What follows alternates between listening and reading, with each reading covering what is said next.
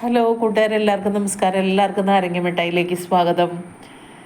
ഇന്ന് ഞാൻ വന്നിരിക്കുന്നത് നമ്മുടെ വീട്ടിലുള്ള സാധനങ്ങൾ കൊണ്ട് തന്നെ വളരെ എളുപ്പത്തിൽ എന്നാൽ നല്ല ടേസ്റ്റിലും ഒരു നാടൻ കറി ഉണ്ടാക്കുന്ന റെസിപ്പിയുടെ വീഡിയോ ആയിട്ടാണ് ഞാൻ വന്നിരിക്കുന്നത്. അപ്പോൾ അത് ഉണ്ടാക്കുന്നത് എങ്ങനെയാണെന്ന് നമുക്ക് നോക്കാം. ആ കറി ഉണ്ടാക്കാനായിട്ട് ഞാൻ ഒരു മൺചട്ടിയാണ് എടുത്തിരിക്കുന്നത്. ആ ചട്ടി ചൂടായി കഴിഞ്ഞപ്പോൾ ഒരു 1.5-2 സ്പൂണോളം വെളിച്ചെണ്ണ ഒഴിച്ചു കൊടുത്തിട്ടുണ്ട്. പിന്നെ എണ്ണ ചൂടായി കഴിഞ്ഞപ്പോൾ ഞാൻ അതിലേക്ക് 1/4 സ്പൂണ് ഉലുവ ഇട്ടിട്ടുണ്ട്. പിന്നെ 1 സ്പൂണ് കടുക് ഇട്ടിട്ടുണ്ട്. അത് രണ്ടും പൊട്ടിക്കഴിയുമ്പോൾ 2 വറ്റൽമുളക് ഇതുപോലെ മുറിച്ചിടുന്നുണ്ട്. പിന്നെ അതിലേക്ക് ഞാനൊരു 3 വെണ്ടയ്ക്ക ഒന്ന് ചെരിച്ച് മുറിച്ചതാണ് കേട്ടോ. നല്ല കിളുന്ത് വെണ്ടയ്ക്ക ആയിരിക്കണം.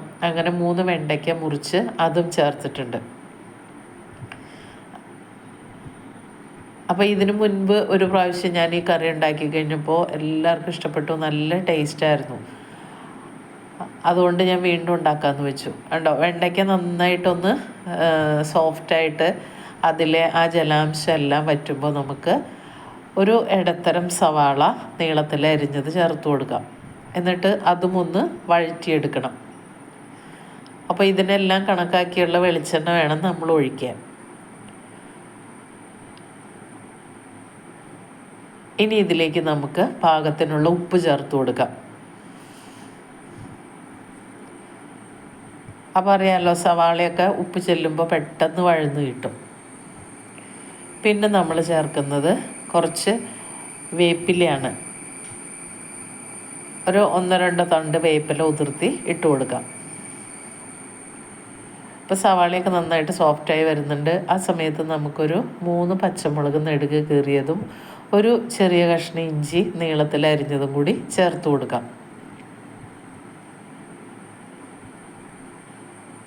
അപ്പോൾ ഇനി ഈ സമയത്ത് നമുക്ക് ഇതിലേക്ക് ആവശ്യത്തിനുള്ള മഞ്ഞൾപ്പൊടി ഒരു 1/2 സ്പൂൺ മുതൽ 3/4 സ്പൂൺ മഞ്ഞൾപ്പൊടി ചേർത്ത് കൊടുക്കാം. അതിനുശേഷം നമ്മളിതിലേക്ക് മല്ലിപ്പൊടി ചേർക്കുന്നുണ്ട്. അപ്പോൾ മല്ലിപ്പൊടി ഞാൻ ഇടുന്നത് ഒരു 2 സ്പൂണോളം മല്ലിപ്പൊടിയാണ് ചേർക്കുന്നത്. മല്ലിപ്പൊടി ചേർത്തു. ഇനി അതൊന്ന് വഴന്നു വരുമ്പോൾ നമുക്ക് ഇതിലേക്ക് ആവശ്യമുള്ള മുളക് പൊടിയും കൂടി ചേർത്ത് കൊടുക്കാം. ഒരു 1/2 സ്പൂണ് മുളക് പൊടി ചേർത്ത് കൊടുക്കുന്നുണ്ട്. എന്നിട്ട് എല്ലാത്തിൻ്റെയും പച്ചമണം ഒന്ന് മാറിക്കഴിയുമ്പോൾ നമുക്ക് പിന്നെ ഇതിലേക്ക് ഞാൻ ചേർക്കുന്നത് കണ്ടോ, ഈ പാകമാകുമ്പോൾ നമുക്കിതിലേക്ക് കുമ്പളങ്ങ അരിഞ്ഞത് ചേർത്ത് കൊടുക്കാം. കുമ്പളങ്ങ ഒരു വലിയ കഷ്ണം കുമ്പളങ്ങ, അധികം മൂക്കാത്ത കുമ്പളങ്ങയാണ് കേട്ടോ ഇതിന് ടേസ്റ്റ്. അത് ഇതുപോലെ കഷ്ണങ്ങളാക്കി ചേർത്ത് കൊടുക്കാം.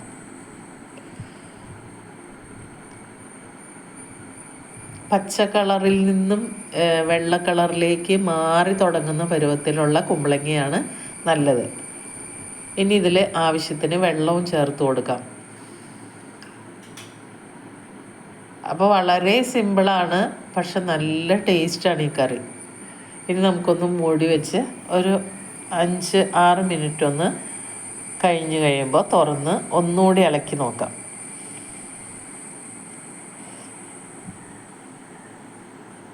ഒന്നും കൂടി മൂടി വെച്ചിട്ട് കുമ്പളങ്ങ ഒന്ന് വെന്ത് വന്നു കഴിയുമ്പോൾ നമുക്ക് അടുത്ത സാധനം ചേർക്കാം. ഇപ്പോൾ കുമ്പളങ്ങ പകുതി വേവായിട്ടുണ്ട്. ഈ സമയത്ത് നമുക്ക് ഒരു മാങ്ങയുടെ ഒരു 3-4 പൂള് ചെറുതായിട്ട് ഇതുപോലെ അരിഞ്ഞത് ചേർത്ത് കൊടുക്കാം. അപ്പോൾ കുമ്പളങ്ങ ഒന്ന് വെന്തിട്ട് വേണം കേട്ടോ മാങ്ങ ചേർക്കാൻ. എന്നിട്ട് ഒന്നുകൂടി മൂടി വയ്ക്കാം. തുറന്ന് നോക്കാം. അപ്പോൾ വെള്ളമൊക്കെ കുറേ വറ്റിയിട്ടുണ്ട്. ഈ സമയത്ത് നമ്മൾ ഒരു മുറി തേങ്ങ നല്ലപോലെ അരച്ചത്, ആ തേങ്ങയിൽ വേറെ ഒന്നും ചേർക്കണില്ല, തേങ്ങ മാത്രമേ അരയ്ക്കുന്നുള്ളൂ. ആ തേങ്ങ അരച്ചതും കൂടി ചേർത്ത് പിന്നെ ആ മിക്സിയുടെ ജാറ് കഴുകിയ വെള്ളവും കൂടി ചേർത്തൊന്ന് മിക്സ് ചെയ്യാം.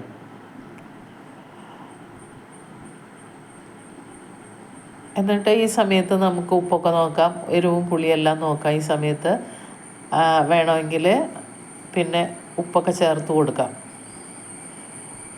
ഇപ്പം അരപ്പെല്ലാം ചേർത്തു. ഇനി ഒന്നും കൂടി ഒന്ന് മൂടി വെച്ചിട്ട് ഒന്ന് തിള വരുമ്പോൾ നമുക്ക് ഓഫ് ചെയ്യാം. അപ്പോൾ നമ്മുടെ നാടൻ കറി റെഡി ആയിട്ടുണ്ട്. നല്ല ടേസ്റ്റാണ്. എല്ലാവരും ഇതുപോലെ ഒന്ന് ഉണ്ടാക്കി നോക്കൂ, നിങ്ങൾക്ക് തീർച്ചയായിട്ടും ഇഷ്ടപ്പെടും. ചോറിനൊപ്പം അടിപൊളിയാണ്. അപ്പോൾ ഇതുപോലെ വേറെ വീഡിയോ ആയിട്ട് വരാം. ഇഷ്ടപ്പെട്ടെങ്കിൽ ലൈക്ക് ചെയ്യുക, കമൻറ്റ് ചെയ്യുക, സബ്സ്ക്രൈബ് ചെയ്യുക. Thank you.